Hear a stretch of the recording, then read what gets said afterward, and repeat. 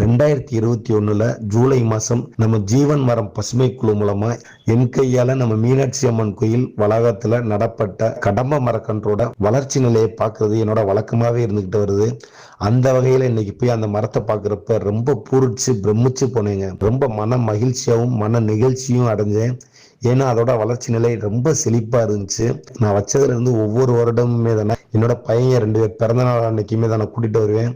கூட்டிட்டு வந்து இதுதான் நான் வச்ச மரம்டான்னு அவங்ககிட்ட சொல்றதும், அது பக்கத்துல நின்று அப்படியே செல்ஃபி எடுத்து போட்டோ எடுக்கிறதும் என்னோட வழக்கமாவே இருந்துகிட்டு வருது.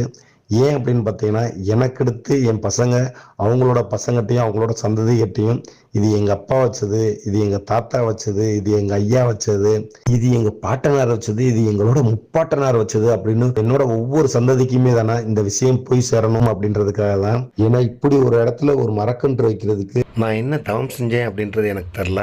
நம்ம மீனாட்சி